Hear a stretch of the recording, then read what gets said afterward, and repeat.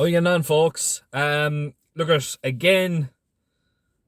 Look, it was a bit of a hit and miss day today. I know. Look at the nap and the next best. They sort of disappointed. Um, as well as that, the patron tip was slightly disappointing as well. With Castle Grace Paddy, I put it up last night at 11-4, but look at it was just subject to late money and late fancy being put down, but. Overall, look at I'm happy enough with how the day turned out. 8-1 winner with Stormy Judge. Very nice ride by Danny Mullins. Obviously, look at I said that if this horse was uh suited to the track, it was definitely one to take serious notice of, and that just was the case there today. As well as that, Bazio disappointing enough. The fact that I didn't get his head in front, but yeah, 8-1 at an each way price was still fairly nice all the same. Moving on to tomorrow, and it's a double header on the cards. I'm going to start off with Limerick first of all. Um, there's not really massive value. There's one each way shouting here. But overall, it seems to be a favourite stay tomorrow. A couple of bets, couple of doubles, different things like that. Um, and look at hopefully we'll be able to get a few winners out of it anyway. First race off, the 145. I cannot look past Zanavi for Dennis Hogan here, currently priced in around 10-11. It's going to be the first leg of an across the card double. I'll get to the second leg now in a moment, but if I'm not mistaken, it pays in around 2-1. So realistically, it certainly looks to be great potential value. Is a very easy winner last time out. Any sort of improvement at all should see this horse being a very cosy winner. Um, Especially coming from a yard that's in serious form like Dennis Hogan's. It's hard to look past him really, and I would be imagining that this horse is definitely a class above the field here. 10-11 looks to be a little bit it's a bit short, but in another way, it's a little bit big as well. Considering I think he is the class act, he should be going off maybe 4-7, 1-2 maybe. I think touching even money is there's a small little bit of value there to be got. 215. This one here is going to be going with Sace Gold at 4-1 for Mick Winters. This horse, this mare looks to be a real classy sort. I think it's a mare. I'm nearly sure it's a mare. I could be totally wrong though, but I'm nearly sure it's a mare. Looks to be a very classy sort. Won a very decent grade 3 in Cork, not last time but the time before. It was just outdone by a sharp trip last time out. This one here looks to be potentially better in terms of suitability for the horse. I think the ground is definitely going to be in her favour. The trip is definitely going to be in her favour as well. Limerick is a track that should suit her, a sort of a staying on sort instead of say going hell for leather at the front. But realistically, I think it's going to be a very hard horse to beat. I think 4-1 is great value, and realistically, it should take plenty of stopping considering what it has beaten in previous occasions.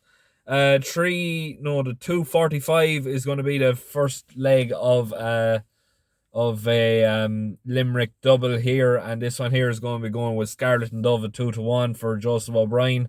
I think Donna Myler rides it. I'm not 100% sure. I can't remember. I was trying to trying to remember the names of the trainers as well as the jockeys for a double header does be tricky enough, but realistically I think this one here is definitely again a class above. It's coming up against a few horses in here. I suppose the main danger would be Avellino in my opinion. Avellino definitely looks to be of a graded standard, but Scarlet and Dove polished off a fairly similar field in grade 3 company fairly easily last time out. and it should have no problem doing the very same again.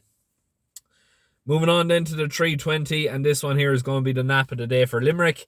Laid back Luke for Robbie Colgan and Sheila Lavery here. This one, I cannot understand how it's staying on the same mark for such an easy victory last time out. Definitely looks to be coming into his own. Put in an almost bloodless victory last time out. I think it was in Punchestown? It could have been Punchestown now, or Fairyhouse. It's one of the two. But it was a very impressive performance, and I was definitely taken back by it. I had personally written off Laid Back Luke for any success or potential success, say, going forward from what he already achieved. But my God, he proved me wrong, and I definitely won't be going against him anymore until I see he's completely out of form again. But he is the class act of the race here. He should take plenty of stopping, should go from the front, be very hard to catch, and I definitely think he's going to make this a stamina test, especially with Robbie Colgan on board. He's just going to sit up and let him rock and roll from the front. Realistically, I think he's going to be a very hard horse to stop. Where are we now? The 350, the second leg of the Limerick double. Mercury Lane at 4-7 for Paul Nolan here. I think Brian Hughes rides it. Or not Brian Hughes, Brian Hayes. Brian Hughes out in England wouldn't be coming over here, but Brian Hayes, I think, rides this now tomorrow, and realistically, all this is falling into this lad's arms now tomorrow. Very decent second to, was it Magic Days? I'm not 100% sure now. I think it might have been Magic Days. Last time out in a fairly decent enough standard. The trip should be no real issue for him. I think overall, this sort of trip and ground conditions and everything else like that is going to be right up his alley. Coming from the Paul Nolan setup as well, they're starting to get into form again. They spent a long time out of form, but now they're getting the swing of things again, and they're really getting going again now. But I would be extremely disappointed to see this Mercury Lane being beaten. He's been second the last 3 or 4 times now. I can't look past him. I just simply can't see a horse in here that's going to really trouble it now tomorrow, and it should be a fairly easy enough winner overall. The 425 is going to be the only each way shout for Limerick here now, and this one here is going to Norman Lee's Shan Go Well for, I think, Simon Torrance rides it. Currently priced in around 7-1. It was a very decent third last time in Fairyhouse, if I'm not mistaken. Previously to that, it was a very good second here in similar enough ground conditions around Christmas time. So realistically, the horse is showing some sort of ability to win a race of this nature. But just the fact that it's not necessarily gotten very close. It's I know it's been second and third, but it was well beaten on both occasions. But realistically, I just think Shan Go Well is one of the main, or one of the more likelier horses to be able to go and win a race of this nature, especially with the experience behind him. He should take, I suppose, plenty of stopping really. I think Simon Torrance is on board claiming £5, so that's obviously a big bonus as well. Simon's having a great season overall. I just can't look past him, and I want to wish Norman the very best of luck tomorrow. 5 o'clock then, last race of the day. Flame Bearer here. The name of the trainer has just gone out of my head. I can't remember who it is. But I think Jamie Codd is on board. If I'm not, no, it's not Jamie Codd. It's oh no, gone out of my head. It's one of the top amateurs anyway. Whoever it is, it's not Patrick, or it's not. It's Derek O'Connor. It's Derek O'Connor riding him tomorrow. The name of the trainer has just gone out of my head. I can't remember who's in charge of it, but realistically, Derek O'Connor, he doesn't get booked for rides that are, I suppose, they're just out for a run or just, I suppose, going for an experience test. Um, it was a very impressive winner last time out, or was it this one? Yes, it was this one. It was a very impressive winner last time out. Um, Apparently, it's thought of fairly highly. I suppose that's boosted then as well with Derek O'Connor getting the ride as well. So look at it. If all boxes are ticked and everything else like that, this horse should really be very hard to beat. Um, I just don't know. I just think that 2 to 1 for this side here now tomorrow should be, I suppose, definitely available, and I could imagine that the horse is going to go off an awful lot shorter, especially if they think highly of him and they think he's capable of going and winning a race of this nature. Moving on to Naas then, and I'm gonna just, I suppose, fly through these as well because I don't want the video going on too long. Um, the Peaky playground is what I like to call it. So if you're if you're looking for winners, I don't think you're going to find a better place than following our selections for Naas tomorrow. I think we're in a great chance altogether, and there's some great value in there as well. 1:30, the first race off. My nap of the day for Naas. We're starting off strong. You jump the last, you win. Currently priced in around 15 to 8. Realistically, this horse looks to be the class act of the field. It's not January Jets, it's Jungle Junction is currently the favourite here. Personally speaking, his jumping needs to improve an awful lot. You jump the last, you win has been very, very consistent, very slick, and very straight at his jumps. Put in some fairly decent performances there this year. I can imagine that he's going to be very hard to beat, and I think the bookies have the prices wrong. I think 15 to 8 for you jump the last you win is just a little bit too good, and it should certainly be available. And I can honestly say I think he is going to be the one that's going to give us the first winner of the day. 2 o'clock is going to be the second leg of the cross the card double, and this one here is going for Conflated. I think Joseph O'Brien trains it. Currently priced in around 1 to 2. Realistically, again, this horse is the class act of the race. I can't look past him. I think he's too good. I think potentially well thrown in. And I just think that he's going to make light work of the field, and I think he's going to go on to bigger and better things. Realistically, it's very, very hard to look past him. I can honestly say that he is going to be a very tough horse to stop, and it should take plenty of stopping. 2:30, and this is the big price each way of the day for Denise Foster and Jordan Gainford claiming £7. Dunicos, 22 to 1. Why he's 22 to 1, I don't know. He was 5th in Punchestown over a national trip. Realistically, he's going to stay. He's going to love the ground. Potentially, he's going to love the track in Naas as well. Denise is in serious form. Jordan's in serious form. It's all coming together, and every single box is being ticked. And I can honestly say, doing a cost of 22 to 1, potentially this is the next best each way of the day. I would be saying it is the nap overall in terms of value, in terms of potential, in terms of chance and everything else like that. I think we're in with a serious chance of getting into a place here and potentially going on for a big price winner as well, folks. Realistically, I am very, very confident about this lad. I think he's going to be a little bit too good for the field. He is absolutely thrown in at the weights as well, and with the £7 Jordan Gainford is taken off as well. It goes without saying that it's realistic here, and I can honestly say 22 to 1 is absolutely bloody massive. 305 is going to be my patron pick of the day, so I'm not going to be covering that one. 335 is going to be Big King for Barry Connell, currently priced in around 10 to 3. It's hard to know with Big King. You either love him or hate him. And he either loves it or he hates it. He's put in some very decent performances there earlier on in the year.